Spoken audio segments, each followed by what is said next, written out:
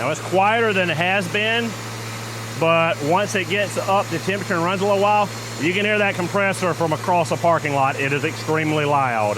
Today, guys, we're back again with another Subaru Forester and another failing Valeo AC compressor. We've seen quite a few of these compressors failing over the summer. We did one replacement about a month ago on a failure on one of these compressors. That compressor failed completely different than the way this one is failing. So we're gonna go over the differences in replacing this compressor compared to the last compressor and the different ways that compressors can fail and how you handle each individual's failure in replacement. With that said, let's go ahead and get into the video.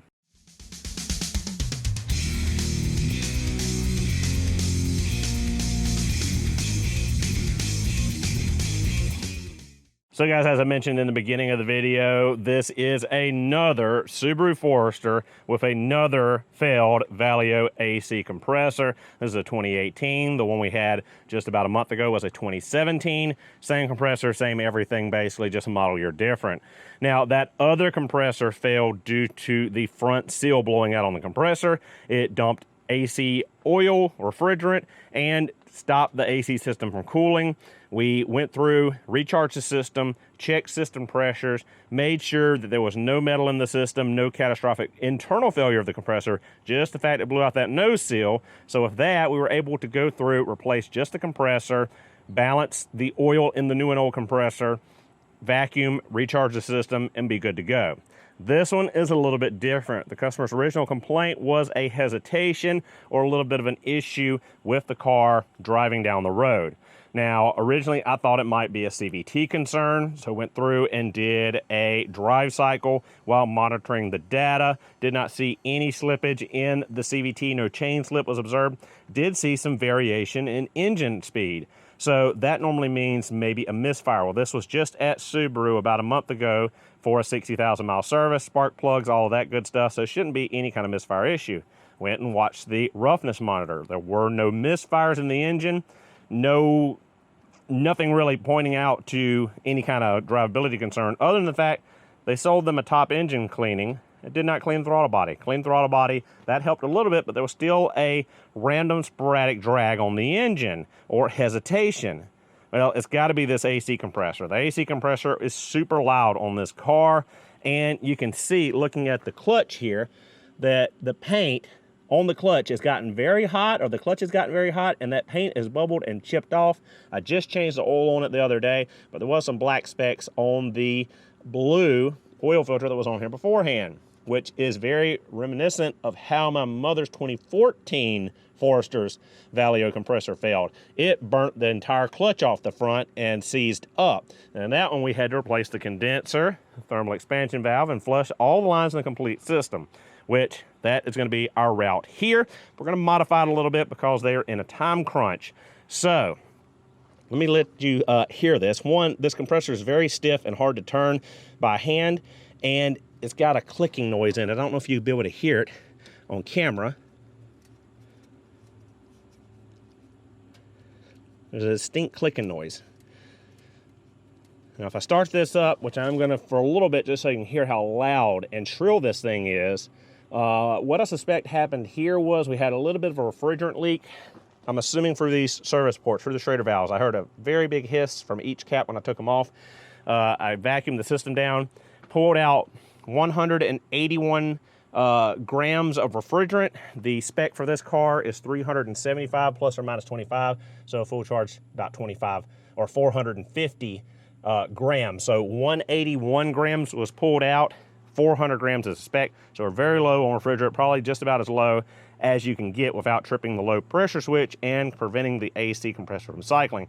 So we're low on refrigerant, might have lost some oil. There was an issue on all these compressors anyway. I think that Subaru had a recall where they wanted technicians to add a little bit extra oil to the system to try to prolong the lives of these compressors.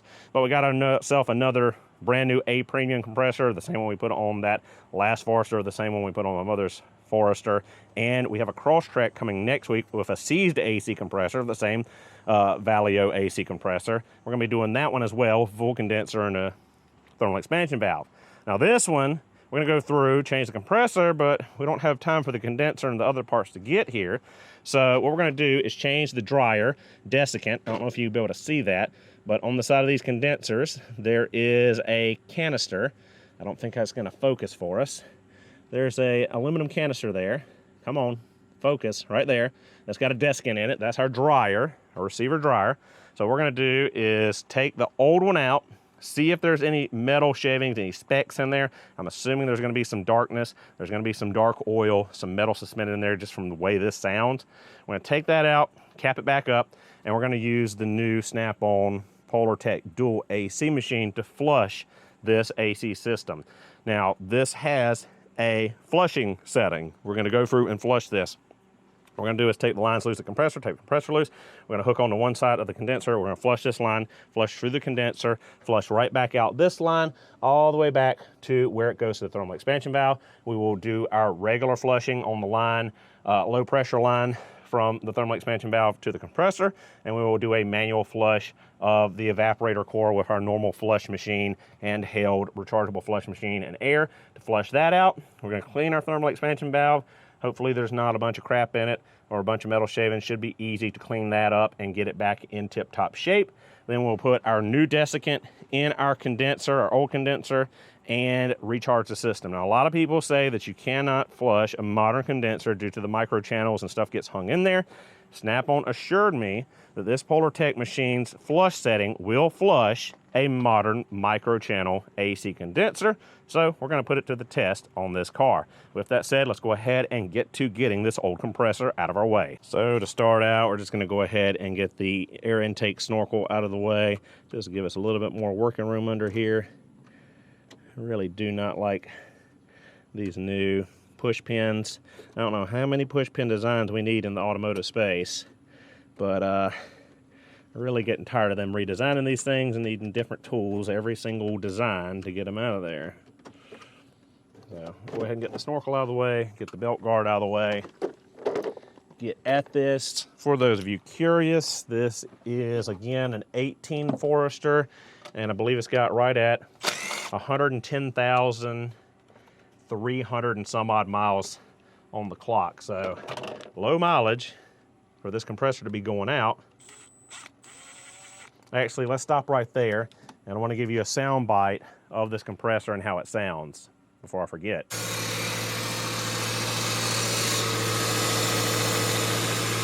Now it's quieter than it has been, but once it gets up to temperature and runs a little while, you can hear that compressor from across a parking lot. It is extremely loud. So with the service I did the other day, I went ahead and replaced both of the valve cores in the Schrader valves here, or both of the Schrader valves in these service ports. So we're not gonna be replacing those. We are good on those. I suspect that's where our leak came from because I did vacuum and leak test it, and I saw no evidence of leakage anywhere else in the system. So we'll go ahead and get this thing recovering while we're getting everything else out of the way.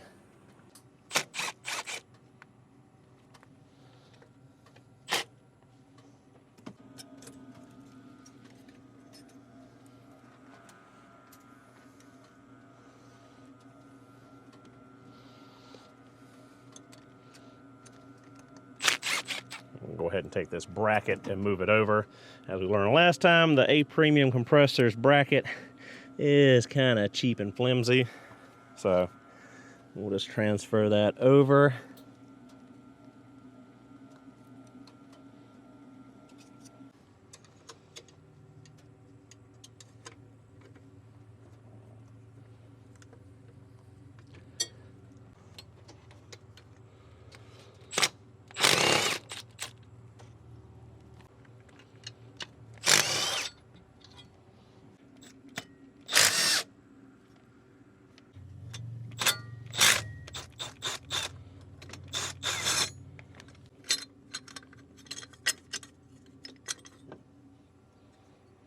Got a little ahead of ourselves. The compressor's done. We just gotta let the recovery process finish and vacuum, and we'll be back. All right, now that we've got the AC system recovered, we can go ahead and pop the two lines off and get the old compressor out of there and get to work on flushing everything and getting it put back together.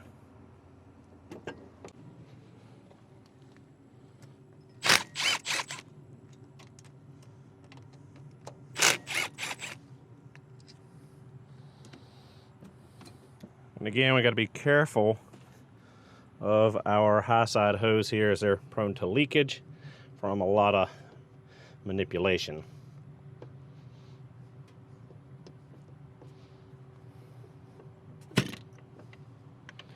Break that vacuum.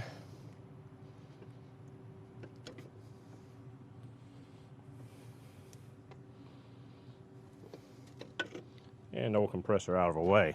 All right, guys, compressor's out. We also took off the grill, took off the upper radiator support, tilted the radiator forward, unbolted the condenser, got the lower line there, pulled the high side line and condenser up as an assembly, not to disturb that. Now we're going to pull the cap off the bottom of the desiccant canister here, pull the desiccant out, see if it is contaminated with metal. If it is, we're gonna go ahead and pull it out, put the cap back in, put the condenser back in, flush the system with the AC flush, and once we're done flushing it, we'll put a new desiccant pack in, tighten that down, put everything back together, and go ahead and put the new compressor on. But if we pull it out and it's clean, we might get away with not having to do a flush. Just depends on how that looks when we get it out. So that bottom desiccant pack, T70 Torx, and yes, there's a lot of metal in here, so we do need to completely flush out this system and replace that desiccant. Look at all the metal shavings in there. And there's the bottom of our desiccant pack. Again, got all those shinies, metal and metal. So go ahead and put this cap on after we flush all that out with brake parts cleaner, and we'll put it back in here and run the AC flush for the system. So guys, went through and flushed out all of that metal and junk in the bottom desiccant on this condenser, got all that out, got it put back in, got the line hooked back up. We pulled apart thermal expansion valve to look at it, didn't see any junk in it, still gave it a good flush, put it back on, put everything back together. Got the flush kit hooked up now, going through and let it run its procedure. It takes about 50 minutes, so once that flush procedure is done, we will come back and get ready to put the new compressor on. So now that our system flush is complete with the AC machine, we pulled the condenser back out. We have pulled out the plug and the desiccant pack. We got a brand new desiccant pack here, vacuum sealed, and our new plug, nice and clean, no metal fragments in there. So we need to open this up as quickly as possible, insert it, tighten this down, put this back in here and start drawing a vacuum, as we don't want a bunch of humidity in the atmosphere to start being absorbed by this desiccant pack before we get the system back together. So we're gonna probably go ahead and drop the new compressor in, bolt it in place, get that line hooked on so we can drop the condenser in, put this in the condenser, drop the condenser in, hook it up, and that'd be the last connection we need to start drawing a vacuum as quickly as possible. So since we have flushed the entire system, we don't have refrigerant oil in any of the components. Now this compressor comes with 100 plus or minus 20 cubic centimeters of refrigerant oil in it. That's the entire charge. The factory unit comes with 80 cubic centimeters of refrigerant oil, and there was an issue, a TSB, for chattering noise in these compressors, where Subaru said if you had a chattering noise, inject 40 additional cc's of compressor oil, because they believe that they had not enough lubricant in the system from the factory. So the new compressors come with that full topped up oil capacity. So we're gonna bolt it on there, hook it together, then we're gonna manually turn this compressor some to start pushing that refrigerant oil through the system before we charge it, start it, so we don't have that hydraulic shock of all that oil being in the compressor when the engine starts going and the clutch kicks on. So go ahead and get it bolted in now, and then we'll start on that desiccant and the condenser.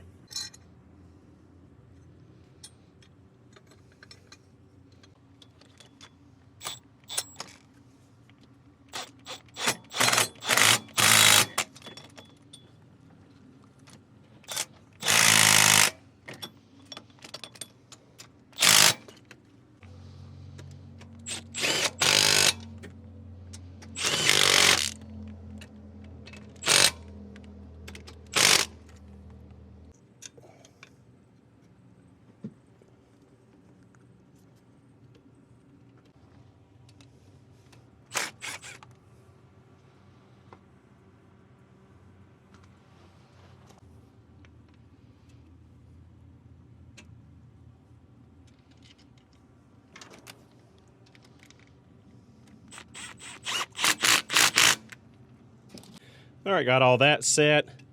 Now all we really need to do is get that desiccant pack in there, get that condenser in here, hook up the 2 lines there, and get that vacuum pulling.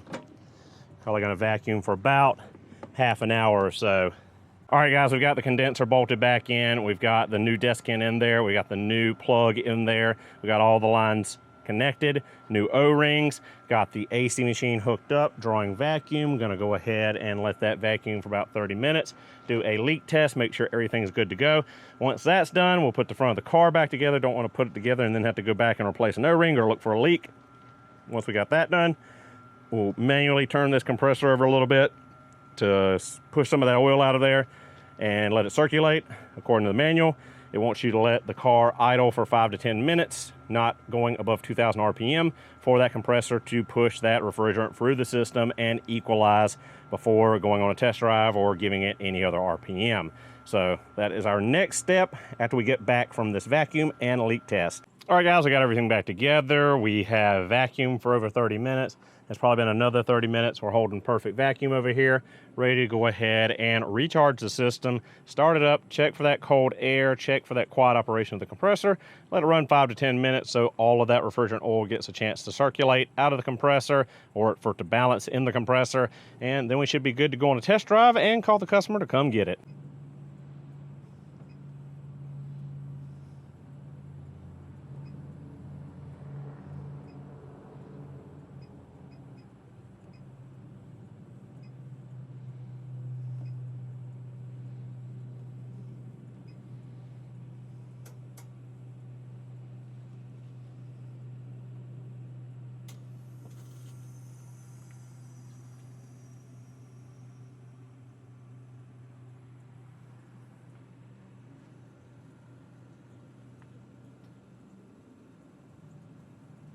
And we got our new compressor running. Quiet as can be compared to the old one. We're gonna go ahead and let these hoses equalize. We're gonna let it run, check our temperatures. Like I said, start the timer, 5 to 10 minutes of idle for the oil to balance in the compressor, and test drive time. All right, guys, we're still letting the car idle below 2,000 RPM to let that refrigerant oil balance in the compressor. We are just a notch below full blast on the fan speed. We are right at 40-degree vent temp, looking like maybe 42 or so there. We are under a shade easy up tent, so the sun load sensor is not getting full sun, so it is not getting as cold as it will be once we roll out in the sun, and also once we start driving down the road. At 4:34, we should be 10 minutes of idling, so it should be safe to go ahead and drive, as that oil should have moved out of the compressor and evenly distributed, or pretty evenly distributed, throughout the AC system. So it pretty much wraps it up right here. Nice quiet operation of that compressor. We got rid of another very noisy, tearing up Valeo compressor. Again, common issue on Subaru Impreza, Subaru Crosstrek, Subaru Forester, from about 2012, 2013 to about 2018-19. As far as I recollect, they might be on the newer ones, but I'm not sure. I haven't seen any of the newer than 2018 Foresters. Really, most of those are still going to the dealership. But this is, like I said, probably 5th or 6th of the season in replacing. And again, another A Premium, which I've had very good luck with. I'll try to leave links down in the description below for the A Premium compressor, the desiccant, the a replacement condenser if you want to replace the condenser rather than messing with the desiccant and all that, and a thermal expansion valve. We'll also leave a link to a handheld AC flusher, which we've seen on the channel before. It's a canister you put AC flush in, charge it with an air chuck, and use it to blast through the condenser, evaporator core, all of that stuff through the lines, blow it out with compressed air afterwards. And, you know, it's pretty easy to get at everything on a Subaru. That's one thing I've always loved about Subaru, is their AC systems are very easy to work on. There is clear access at the firewall to the thermal expansion valve and to the evaporator core. All the lines are pretty well on top of the engine, as is the compressor, and the condenser is fairly easy to get out on all the models. So working on Subaru AC systems is a lot easier than a lot of other vehicles where a lot of those components are hidden and buried under other things. Thank you guys so much for watching. Hope you enjoyed the video. Don't forget to like, comment, and subscribe for future Subaru and tool content. I'll see you guys in the next one.